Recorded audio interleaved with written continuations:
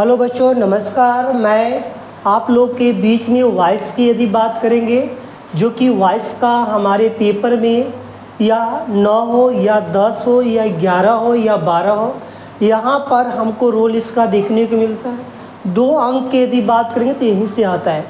तो सबसे पहले मैंने कुछ इसके पॉइंट इसके टिप्स जो थे, मैंने अपनी कई वीडियो में अपलोड कर चुका हूँ, जिसको वहाँ से भी देख सकते हैं। और यहाँ पर आज हम लोग के पास अफर्मेटिव बीत चुका है। आज हमारे पास निगेटिव की बात करेंगे। सबसे पहले मेरी बात करूँगा प्रेजेंट इंडेफिनिट।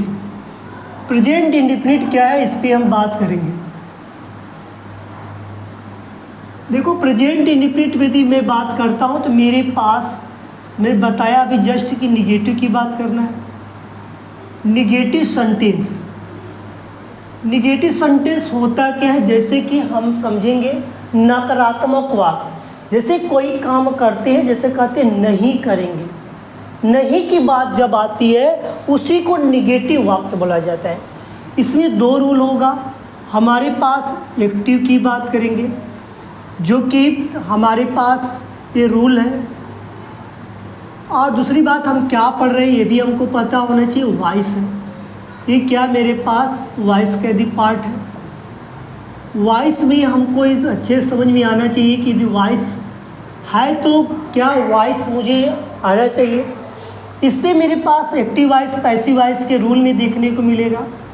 सबसे पहले यहाँ पर एक्टिव में देखेंगे सब्जेक्ट। सब्जेक्ट के पास मेरे पास होता है डू होता है, फिर क्या होता है डज होता है, फिर इसके बाद वर्ब का फर्स्ट फॉर्म, वर्ब का फर्स्ट फॉर्म की भी बात करता है, फिर प्लस ऑब्जेक्ट होता है। क्या होता है, ऑब्जेक्ट होता है। इस तरह के मेरे पास एक्टिव है। तो कहोगे सर यहाँ पर, तो यहाँ पर मेरे पास यदि बात किया जाए तो यहाँ पर मेरे पास नॉट छूटा हुआ है। यहाँ पर निगेटिव में नॉट का प्रयोग करेंगे। जैसे ही मैंने करेंगे पैसिव की बात, पैसिव वॉइस क्या होता है, पैसिव में ठीक इसका उल्टा करेंगे तो हमारे पास क्या हो जाएगा, ऑब्जेक्ट हो जाएगा।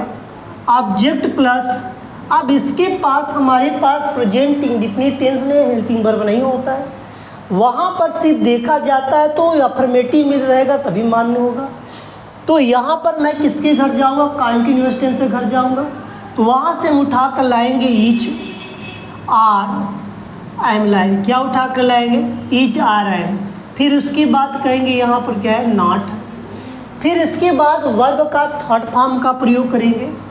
वर्ब का थर्ड फॉर्म, जो कि यहाँ पर लिखा जाएगा वर्ब का थर्ड फॉर्म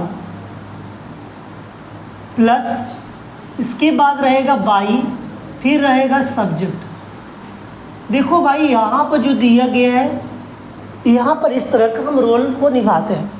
अब यहाँ पर कहोगे भैया एक बात मुझे बताइए, इसका एग्जाम्पल क्या होगा।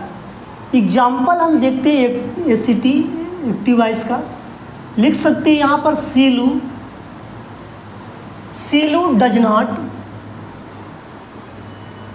Silu does not go to Goa. यहाँ पर मेरे पास बोला गया है सीलू गोवा नहीं जाती है, सीलू गोवा नहीं जाती है।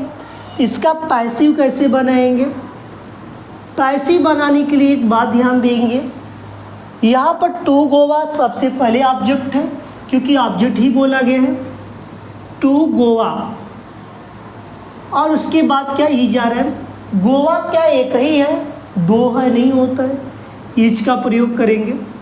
इसके बाद लगा क्या है, नॉट, नॉट का प्रयोग करेंगे। फिर इसके बाद क्या लगा, वर्ब का थर्ड, गो का थर्ड फॉर्म क्या होता है, तो गो, वेंट, गॉन होता है। तो यहाँ पर लिखेंगे गॉन, फिर क्या लगा गया, बाई, फिर क्या लिखा गया, सब्जेक्ट क्या है, सीलू। सीलू एक व्यक्ति का नाम है, सीलू क्या नाम रखा गया, व्यक्ति का नाम रखा गया, जिसको यहाँ पर जो दिया गया है बताया गया। ये पहला एग्जाम्पल। दूसरे एग्जाम्पल की यदि बात करते हैं, सेम इसी तरह का मेरे पास जैसे लिख दिया गया, you do not you do not work me, तुम मेरा काम नहीं करते हो, तुम मेरा काम नहीं करते हो, तो मी,